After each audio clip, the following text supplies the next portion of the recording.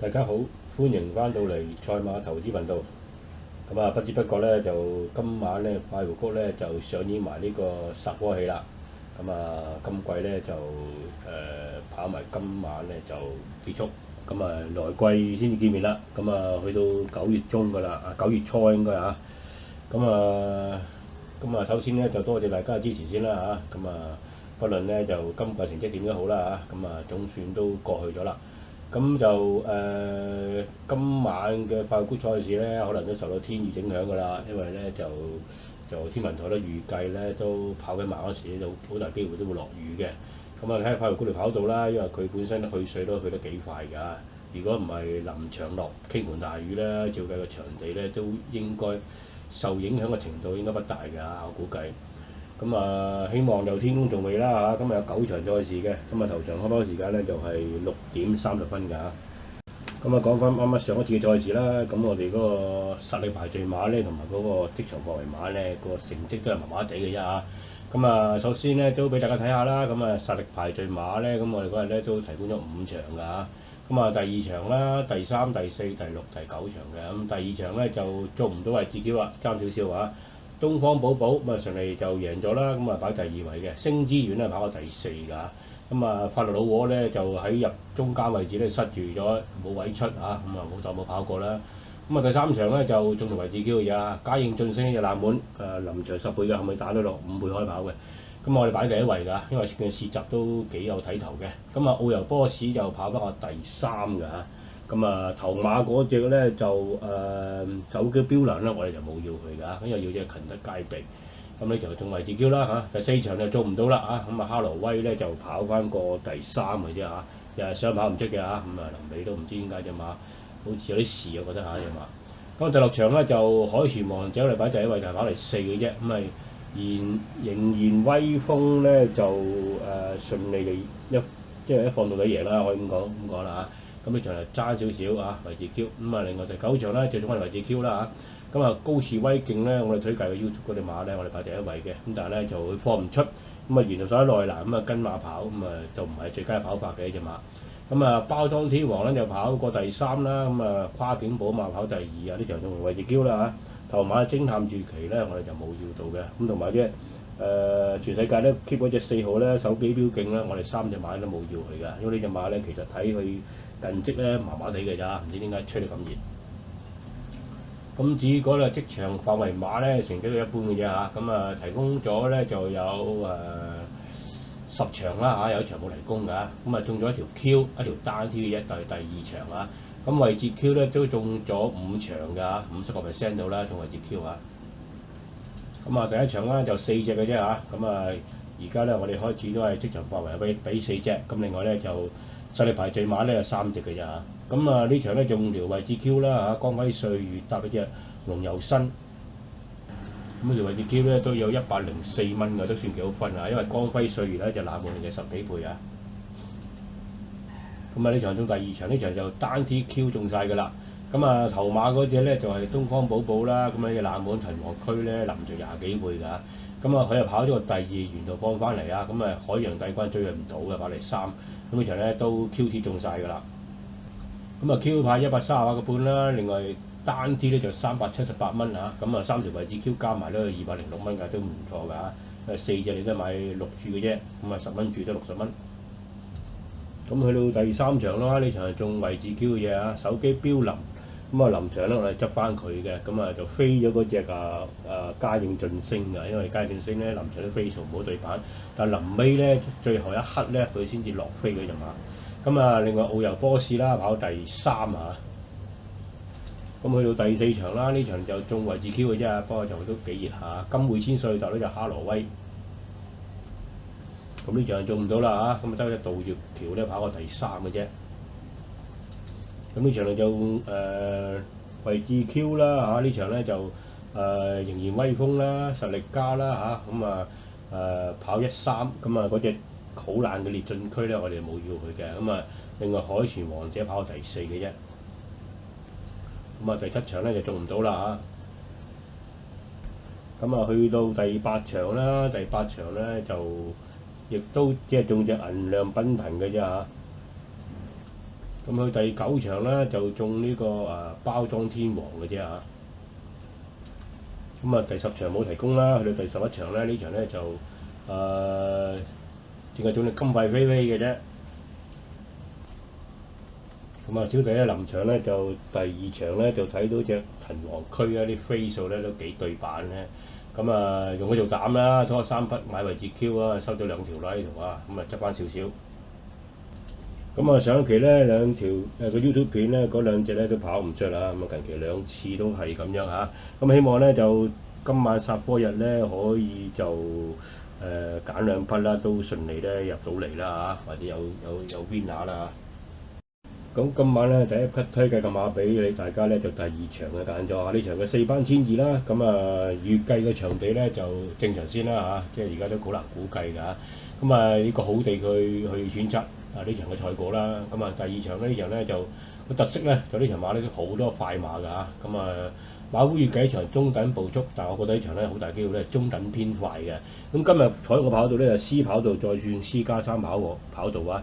如果正常場地嚟講咧，都係嚟一啲擺前邊啦、守好位嘅馬啦，因為 C+3再個彎咧都幾闊下㗎。咁啊好多馬轉出去之後咧，好多馬如果攝咗內檔咧都可以衝上嚟嘅。咁同埋咧就係如果慢步速咧，當然係啲前領馬會佔優啦嚇。咁都係睇個場地啦嚇。咁啊睇下今日場地如果唔受影響咧，我覺得呢場馬咧前面會放得幾急下㗎，包括有精英大師啦、紅前道呢啲好快嘅馬啦。咁啊加上咧就天下寵兒啦，同埋有聲有色啦，試閘都幾快㗎。咁仲有啲勝利君子啦嚇，呢隻阿方嘅馬都係試閘咗速度嘅。咁所以呢場咧預計咧有機會係中等或者有機會偏快嘅步速。咁所以咧就咗形勢之後咧，我就揀一隻後上馬，呢隻團結戰寧啊。咁啊呢隻馬咧佢今次咧排呢個3檔田泰安。咁啊近期咧都有啲 form 㗎啦，咁啊都係近嘅。咁不過咧就未人贏到馬。咁當然啦，隻馬一季內贏咗㗎啦。咁佢嘅賠率咧就4.5倍啦，應該係次滿啦嚇，大滿就係呢隻天下寵兒㗎啦。咁廖康銘啊、艾兆禮，咁呢隻馬咧亦都係會放頭㗎，預計嚇。咁所以咧呢場馬頭先數啦，都有3-4匹馬會放啦，咁就唔會全部馬都翻到嚟㗎。通常咧都係即係一隻或者半隻咁可以捱得到嘅啫。咁所以咧就揀隻後上馬啦，後上馬場唔係好多㗎咋，包括紅愛社都有機會後上啦。咁啊，另外咧團結戰寧啦，就其中一匹啦。咁啊，另外咧3強啦，都有叫後上，不過25倍咋嚇。咁啊，如果大家睺冷門可以睺呢啲啦。兩區好友都有機會後上嘅，咁呢啲馬都係20幾倍。咁啊，揀團結戰寧咧，原因咧近期個 form 都唔錯㗎。咁啊，攞翻個段速表睇睇啦。咁啊，我哋嘅 member， 咁啊揀翻團結戰寧啦，睇睇先啦。呢隻馬咧就係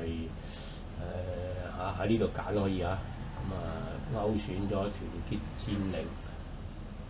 呢隻嚇，咁啊睇睇佢最近個 form 啦。其實你見隻馬咧，著800米咧，經常都係着咗紅色字咧，即係代表佢比標準時間為快嘅。咁都係跑一啲即係後上型嘅跑法。咁所以呢場咧，如果就啱呢場嘅形勢咧，佢都幾着數㗎。而且佢排個檔位亦都唔係太外檔，喺3檔呢個好檔嚟嘅，谷草千二加上 C+3咧，只要前邊咧可以守住6、7位咧，如果前面咧放得急咧就着數啦。咁啊睇翻佢807場次咧，其實佢都仲有 form 㗎。你見佢咧就雖然咧跑第4啦，沙田1,200啊，咁啊其實末段咧個800米咧都係做緊22秒29、22秒33㗎，都係比標準時間為快㗎。再推翻上一場77場次啦，你睇佢著800米咧都係做緊22秒6、22秒11㗎。末段咧22秒11咧比22秒6咧快咗0.49線㗎。咁即係話近期咧嗰800米個 form 咧都唔太差㗎。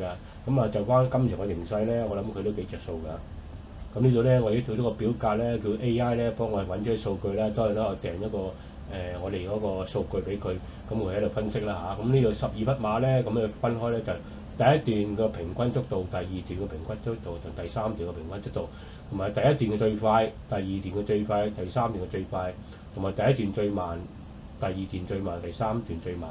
即係每一匹馬喺我訂嘅料俾佢咧，佢會分析咗出嚟咧。某一匹馬咧，佢嗰個平均數據係點㗎？咁譬如紅愛社咁啊，第一段平均嘅速度咧，佢係24秒42，所以呢隻馬咧應該都唔會輪到佢快㗎，因為紅前道嗰啲係23秒73啦。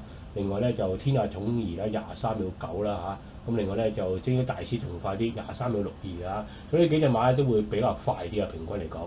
咁呢邊咧就係第一段最快啦，你睇下第一段最快呢啲馬啊，紅箭隊可以去到23秒3啊，另外精英大師就23秒3，咁但係咧就快活谷4班1200咧就平均即係跑步標準時間咧都係23秒65嘅咋嚇，咁所以咧呢啲馬咧基本上咧就再就翻個檔位咧，有啲馬喺外檔啦，咁誒精英大師嗰啲，如果你 cut 埋嚟咧，都會早段都會扯快步速嘅。咁睇團結戰營咧，佢第一段係慢㗎啦，24秒65，咁第二段咧開到22秒66，第三段都係全場即係12隻馬咧最快嘅末段嚟㗎。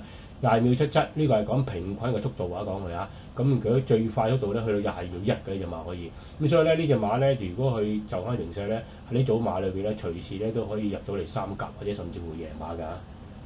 咁第一匹馬推介呢匹4號嘅團結戰營啊，佢而家係4.5倍嘅。咁至於第二匹推介馬咧，就揀第6場㗎，呢場咧就係4班1200啊，咁啊。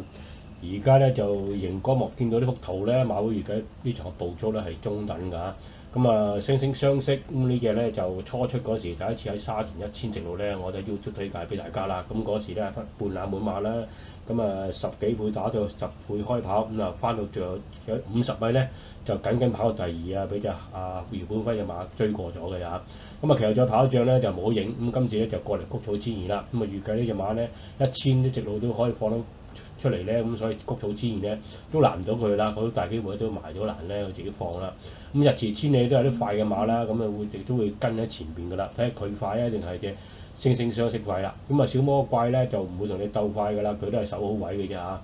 咁啊呢場馬咧我就揀一匹今季未開齋嘅馬，廖康明嘅1號嘅穿甲戰英。咁呢隻馬咧已經6歲㗎啦，冇乜進步啦。咁但係咧就有啲班底啦嚇，始終係3班咧經常都上到名嘅。咁啊呢隻馬咧就而家賠率6.6倍，我覺得值得搏下㗎嚇。咁日前千里大滿啦，4.4倍。咁啊呢隻就放頭馬啦。咁啊合夥飛馳咧就飛咗6.5倍啊。咁啊時時開心啦，上一場入咗個第3，咁啊7.3倍。惺惺相惜就8倍啊，小魔怪係8.6倍啊。咁呢場嘅步速形勢咧預計咧都係中等啦，因為放頭馬就應該得日遲千里或者係嗰隻惺惺相惜會快啲嘅啫，咁所以咧應該唔會扯得好快嘅步速。咁喺AI 咧亦都分析咗呢場嘅賽事啦嚇，嗰個步速形勢啦。咁呢場咧就最快啦嚇，日遲千里嚇，佢平均第一段嘅速度咧去到23.96秒㗎，係比標準時間快嘅。sorry 啊，佢23.96秒平均速度係唔夠標準時間快㗎，標準時間23.6秒幾㗎，咁但係咧佢最快速度咧去到23.5秒㗎，第一段啊，即係曾經試過，咁所以呢亦都係預計佢放頭㗎啦嚇。惺惺相惜咧就1200咧冇記錄啦，第1000咧都擺喺前面咧，所以咧都預計咧佢會快嘅。咁啊兩隻匹會快少少，仲有一隻時時開心啦。咁啊平均個速度咧就去到23.98秒，咁啊都係會跟住喺啲2、3位㗎。咁就會揀隻穿甲戰英底咧，鬥志旺盛啦，起碼呢隻馬都好恨贏好耐㗎啦。較早前咧就泥地咧就穿上嚟咧跑咗個第2啊，應該嚇。咁啊輸俾你觀眾之力啦，咁啊觀眾之力啱啱上3班谷草千就爭啲贏㗎啦。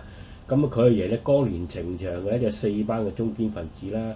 咁啊其後咧再跑場沙田之2咧就冇影啦嚇。咁啊沿途咧擺咗喺呢個第13、12位。咁啊上一場嗌少禮騎，今次仍然嗌少禮騎，但係過嚟谷草千二啊。咁啊谷草千二咧都好似冇乜點跑過㗎，印象中啊。咁啊可能咧就過嚟咧恰下啲弱嘅對手啦，孭135磅頂磅㗎啦。排嗰6檔，咁啊檔位唔算太差嚇。咁呢隻馬咧預計咧佢會跟住喺中游位置啦，即係5、6位啦，同埋二碟啦嚇。5、6檔應該埋唔到欄㗎啦，以個速度。咁但係呢隻馬咧就拉市呢個800米咧平均速度都唔錯㗎，你見到啦嚇。佢平均咧就22.28秒，第2段、第3段亦都22.28秒㗎，都幾勁㗎呢隻馬嚇。喺呢組馬裏邊咧都係數一數二㗎啦，即係喺第2段同第3段啊嗰個速度啊。咁啊，所以呢隻馬咧，如果佢咬住喺你後邊咧3、4個馬位入直路咧，即係講今晚嘅場地，如果唔係太難嘅話咧，正常啲咧，呢隻馬可以後邊咧冚上嚟咧，有機會咧坐位望贏喎呢隻馬。咁我覺得呢場對手咧就好多都係似是而非嘅其實。咁所以咧1號咧穿甲戰英咧有6點幾倍咧，我覺得都值得搏下嘅隻馬。咁啊，推介俾大家啦嚇，呢個1號嘅穿甲戰鷹啊。咁啊，今日咧就重複我選擇啦嚇。咁啊第2場嘅，咁啊揀咗隻團結戰連團結戰靈啊4號嘅，咁貴福特嘅。